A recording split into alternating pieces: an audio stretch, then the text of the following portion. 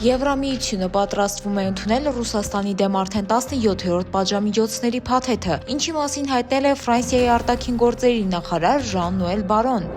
Թուրքիայի ներքին գործերի նախարար Ալի Ելլիքայան հայտնել է, որ մայիսի 1-ի ցույցերի ժամանակ ձերբակալվել է 409 մարդ։ Գրեթե բոլորը եղել են Ստամբուլում անցկացված ակցիայի մասնակիցներ։ Միայն այդ ակցիային մասնակցել է ավելի քան 60,000 մարդ։ Ընդհանուր առմամբ Թուրքիայում այդ օրը անցկացվել է 212 ակցիա, որոնց մասնակցել է մոտ 300,000 մարդ։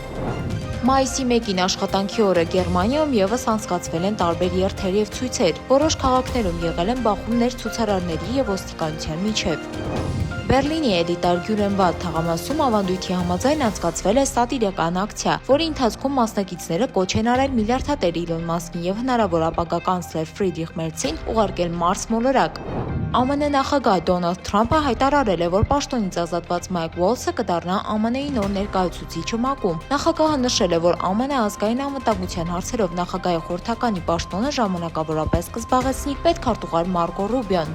ԱՄՆ գլխավոր դատախազը մշտական արգելք է սահմանել, ըստ որի նախագահ Դոնալդ Թրամփի վարչակազմը չի կարող օգտագործել 1798 թվականին ընդունված օտար թշնամիների մասին օրենքը Վենեսուելայից անօրինական ներգաղթածներին տեղացից արտաքսելու նպատակով։ Դսան պարբերականի փոխանցմամբ տեղի է ունեցել բացառիկ հանդիպում։ Աշխարհում գրանցված ամենամեծ եւ ամենափոքր շները վերջապես տեսել են միմյանց։ 7-ամյա Great Dane Rage-ի հասակը հասնում է 101 սանտիմետրի, իսկ փոքրիկ Չիխուախուա Փրոլինը հասնում է 9 սանտիմետրի։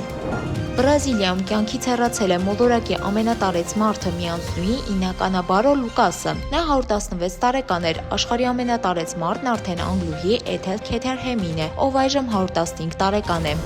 Իսպանիայում տեղի ունեցած ավելի քան 10 ժամ տևած զանգվածային էլեկտրաէներգիայի անջատումը լուրջ հարված է հասցրել երկրի տնտեսությանը։ Վնասը կազմել է մոտ 1.7 միլիարդ ԱՄՆ դոլար։ Ղազախստանի արտաքին գործերի նախարարությունը հաստատել է նոր կարգավորումը, որով ներդրող օտարերկրյա քաղաքացիները կարող են ստանալ այսպես կոչված ոսկե վիզա $300,000 ներդնելու դեպքում։ Թուրքիայի Լիջե քաղաքում շուրջ 25,000 մարդ պատահաբար ենթարկվել է մարիխուանայի ծխի ազդեցությանը, երբ ոստիկանությունը այրել է մոտ 20 տոննա բռնագրավված թմրանյութ։ Microsoft-ը հայտարարել է, որ 2025 թվականի մայիսի 5-ից Skype-ը վերջնականապես կդադարի գործել։ Nike-ը ներկայացնում է $130 կոշիկներ, որոնք մաշվելիս դառնում են նոր։ Քանյե Ուեսթը եւ կինը Բիանկա Սենսորին պատրաստվում են դատի տալ Բևերլի Հիլզի ատամնաբույժին, քանի որ բժիշկը ազոտային գազ է օգտագործել, ինչը վնաս է հասցրել Քանյե Ուեսթի հոգեկան առողջությանը եւ նրան կախվածության մեջ է գցել։ Ռուսական խոշոր մանրածախ ցանցերը նախազգուշացումներ են ստացել PepsiCo ընկերությունից Lay's չիփսերի հնարավոր մատակարարման խափանումների մասին։